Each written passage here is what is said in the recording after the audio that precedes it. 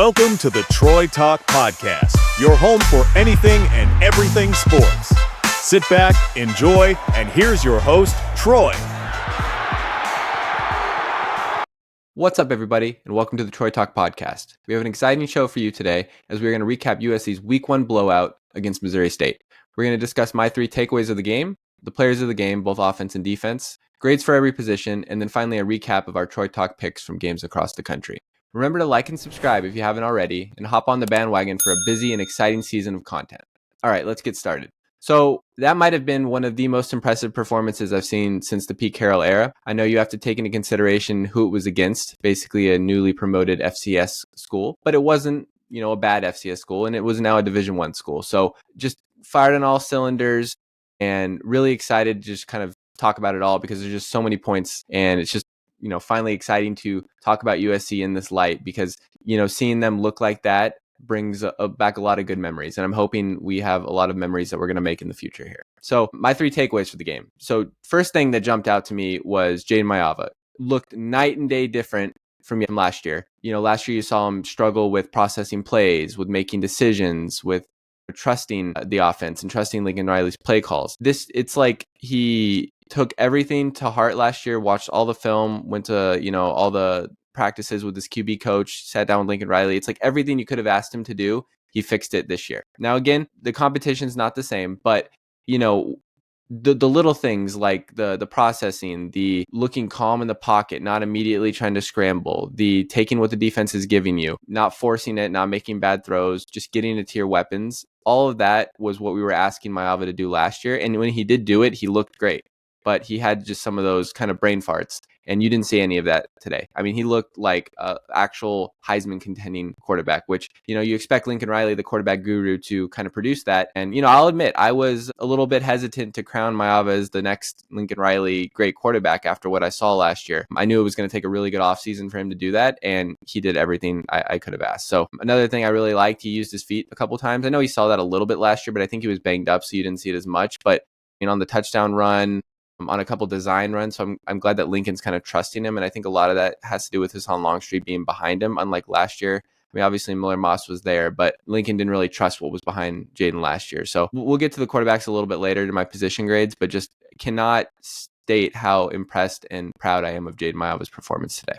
All right, next is the aggressive defense. So this was actually really interesting because D'Anton Lynn last year was just such a rock solid, bend don't break defense. I mean, maybe we struggled to get pressure on the quarterback, let the team drive in between the 20s. But when when they got past our midfield, we were really good on third down and getting off the field. And I thought you saw kind of a complete opposite kind of mindset from D'Anton Lynn today with how he attacked Missouri State. We are so much better, faster, and stronger than Missouri State, and you could tell he was blitzing nonstop. The defensive line looked just vastly improved as far as their ability to create pressure just on their own. Both the interior defensive pressure, which probably opened up some lanes for the outside. It was just beautiful to see what, the high-flying USC defense of old can produce. I had 5 sacks, 2 of those from Braylon Shelby, who we'll talk about a little bit later, 13 tackles for losses, and it was really cool because you didn't see too much of a drop-off as far as the mentality of the second stringers as far as flying to the football too. It was just aggressive. We were trying to blow up the play in the backfield, cause havoc, cause pressure, and yet still not kind of give away too much on the back end. Now, he did give up a little bit, which is going to happen when you blitz a lot. You had a blown coverage, which produced a touchdown, but I honestly was happy. I'm more than happy to give up that touchdown from what I saw him do with our aggression, because we have a lot of talent on this defense. And while I think the improvement last year with the bend don't break defense was good, we, I think, struggled against some teams because we weren't able to create that havoc. And especially when we have all that momentum in the Coliseum that's rocking, like we need to be able to create those plays and still stay sound on the back end. And he did that. So that's another thing that really jumped out to me. And then the last thing, I'm going to kind of combine these two things, but professionalism is the word I'd like to use because it just seemed like USC came in, had a mission, and had, a plan, a scheme, a game plan, whatever you want to call it, and executed it to perfection. I think you saw a lot in the past, kind of playing with our food a little bit, making silly mistakes, silly penalties, and you really didn't see any of that, Not to say that everybody was perfect. For instance, on the first drive, I thought Eric Gentry was pretty sloppy, missed a couple tackles, missed a couple, assignments as far as his lanes, but didn't let it bother him, got back out there the next possession, had a really good next possession. Same thing with the corner I forgot who it was exactly, if it was the corner or the safety, but somebody blew a coverage on that long. They came back next possession, executed perfectly. So didn't let any kind of Missouri State getting momentum, just kept the foot on the pedal, kept the foot on the gas the whole time, and that's something that I came away very impressed with.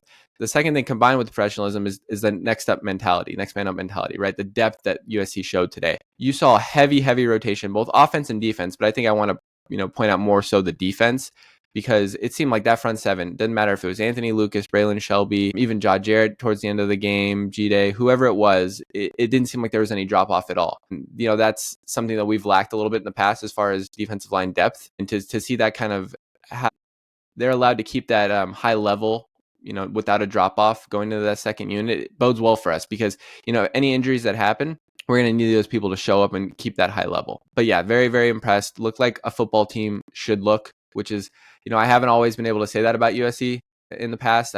There was just always that thing. You're like, yeah, it was a good game, but there's just some sloppiness. Didn't look like a team that can win a national championship. And obviously, I'm not going to say based off of Missouri State they can win a national championship, but there's that look of a team that you can just tell like they mean business and they can do great things. And that's what I saw out of them today. And that's all I could really ask for. So my players of the game, I think offensively, have to give it to Jayden Maiava. Had 295 yards of passing. I think it was 3 touchdowns on 15 out of 18, and that's all in one half. Only played one half of football. I think he set the record, maybe second behind Keaton Slovis. So just incredible performance by him. I wanted to give an honorary mention to King Miller. Awesome story there. 75-yard touchdown run. He's a walk-on running back. I believe he went to Calabasas. Has a twin brother on the team who's blocking for him on that run. And I mean, that's one of those moments that, as kids that grew up USC fans, they're never going to forget. Now, is he going to go on be an NFL player? Probably not, but he showed today. And I was kind of interested to see that he stepped up in front of Harry Dalton. I'm not sure if Harry Dalton was hurt today, but he looked like a Division I scholarship running back. And I hope that maybe down the road, Lincoln Riley awards him with a scholarship, because he looked the part today. And it makes me feel really good, because before this, I thought, aside from Harry Dalton, because I wasn't sure, because he's a true freshman, if he was going to get a lot of run this year, we don't have a lot of running back depth. And just to know that we have him as our 4th or 5th string running back, means a lot, especially because we're going to rotate heavily throughout the season. As far as defense, so Bishop Fitzgerald was my star. This could have gone to a lot of people.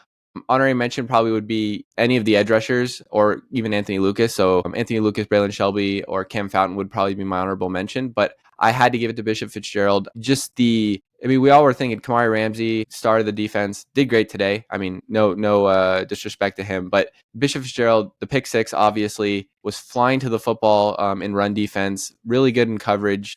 That was one of the more impressive safety performances I've seen in a minute, maybe since Kamari against LSU last year. So to know that we have both Kamari Ramsey and Bishop Fitzgerald as our safeties, like you could argue that is the best safety duo in the nation, and that wasn't something that I was expecting. I know Bishop Fitzgerald was all ACC at NC State last year, but he looked the part and looks like an all Big Ten player.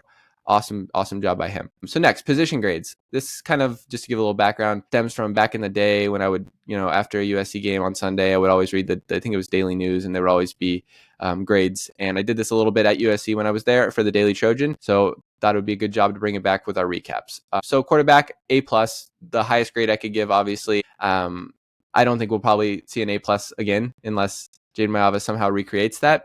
But just I can't even articulate how good of a performance that was. And I think even more so because I wouldn't say I doubted him, but I had a little bit of, cause for speculation based off of last year, and he just silenced all the haters, silenced all the doubt. So great job. A+ for me.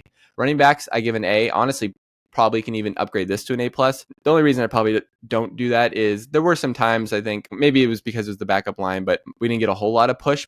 I think you saw some of the lanes that were opened up by the offensive line, which we'll go into later. The running backs hit those and were aggressive in hitting those. King Miller, 75-yard rushing touchdown.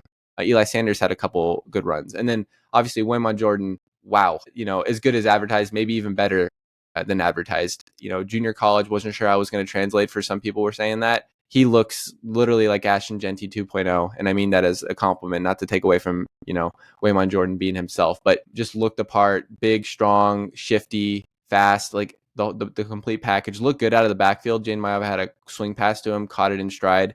So, I think really cool that we kept his snap count low, because, we don't want to put a lot of mileage on him if we don't need to, because we're going to be relying on him heavily against the better teams later on in the season. Next would be wide receivers and tight end. Another A for me. I loved how we went to Mekhi Lemon and Jacoby Lane early and often. Jacoby was a little quiet today, but loved the pancake block that he had. I think it was I think it was Eli Sanders' screen pass, which was another thing. We'll go back to the running backs real quick. Eli Sanders, we knew that he was the home run threat, and loved Lincoln on the 2-minute drill, calling that screenplay and just letting speed take its course, right? He looked like Anthony Davis 2.0 with his gait and like kind of high stepping. It was awesome to see.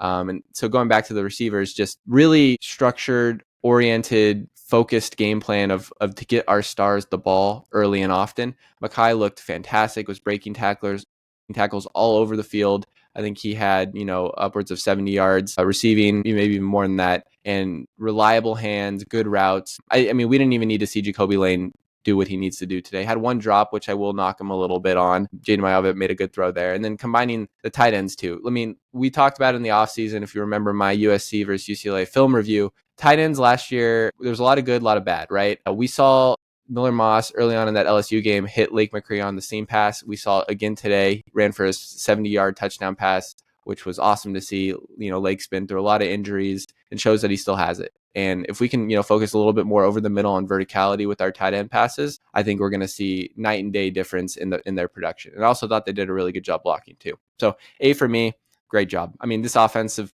performance, I think A to A plus overall, just super good. Offensive line, I'll give an A minus. Trying to think of why I downgraded this from an A. I mean, there were a couple times I think when we didn't get, like I said, that push up front with the run game, not creating like massive holes early on. I think later in the game when the backups were in, they created bigger holes, but hard to really factor that too much into the grade because, again, there might have been a little bit more backups in the Missouri State. But A minus is still a very solid grade. I thought they protected Jayden Maiava and Husan Longstreet really well, and just very, very good performance overall. And then, sorry, so we're kind of jumping back and forth. Quarterback, totally forgot. Another reason A plus is because Husan Longstreet got basically a half of football, which was awesome to see. I mentioned in my last podcast, I hate when they throw backup quarterbacks in and don't really give them, the place to succeed and get reps. Lincoln gave him the whole playbook basically, and he showed what a good runner he was, which is, something we already kind of knew. There was one play where he took a little bit too much time passing the football. Obviously, the fumble happened, but for a true freshman, he wasn't scared. He was taking players on, made a couple really good throws, and looked like he belonged out there. So hopefully we get to see him a couple more throughout the season, a couple more times. I think, if USC plays this well, you might see him a little bit against Georgia Southern next game too. All right, back to the grades. So defense, we'll switch to the defensive line. I gave an A minus, and I know that seems a little bit harsh because I was just so impressed at the push that they got up front and how much havoc they created. But I thought a little bit in the run game, they allowed some big runs, which against Missouri State really shouldn't ever happen.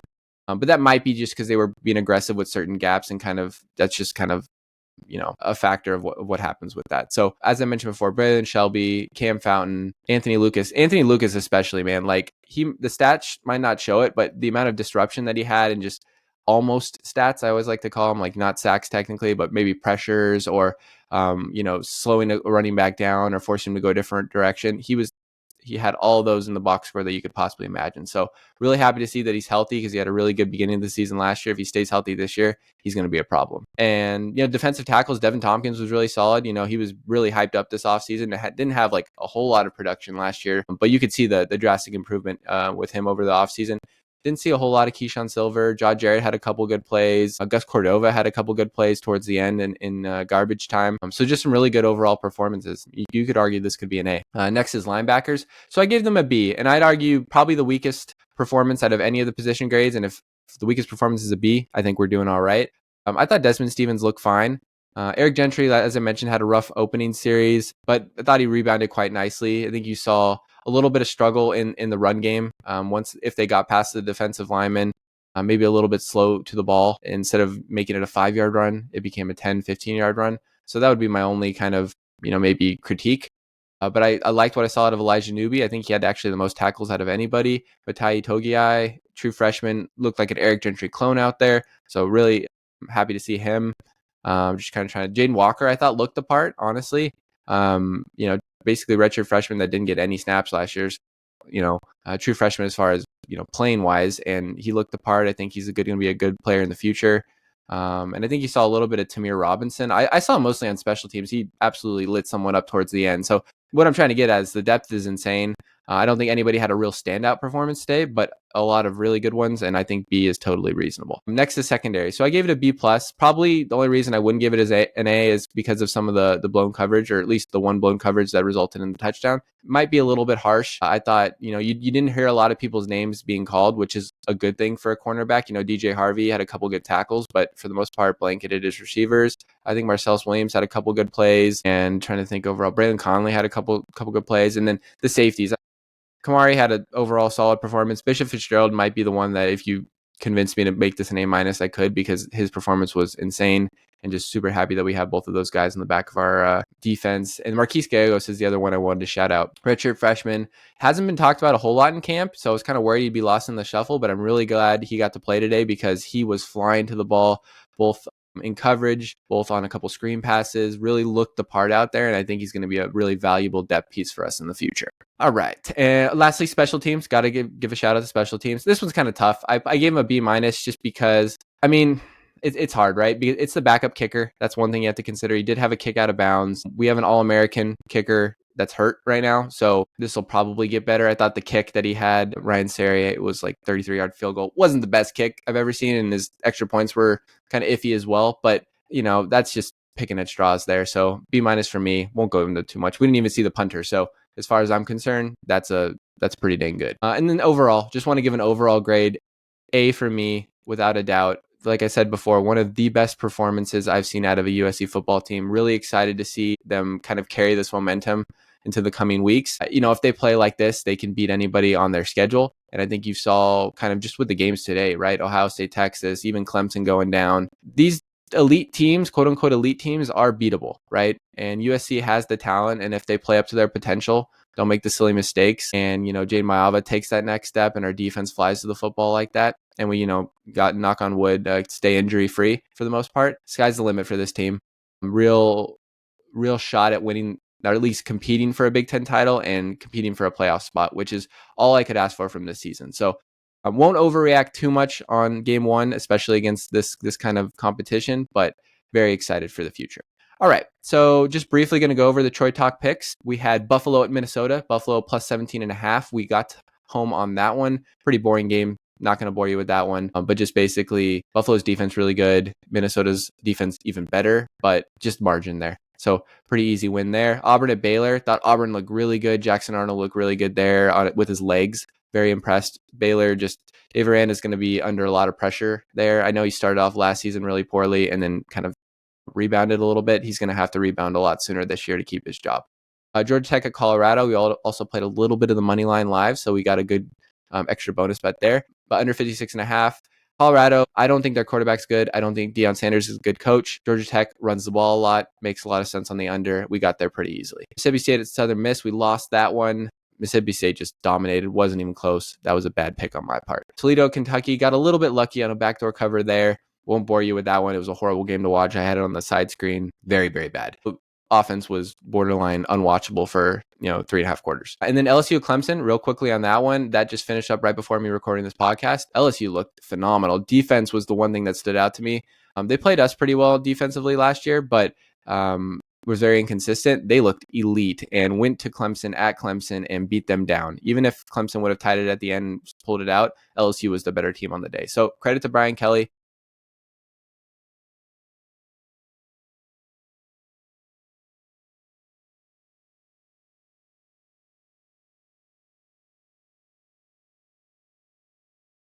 And then lastly, Utah, UCLA is in process in the time of this podcast. I think Utah was up last time I saw. I'm very excited to see that Utah team.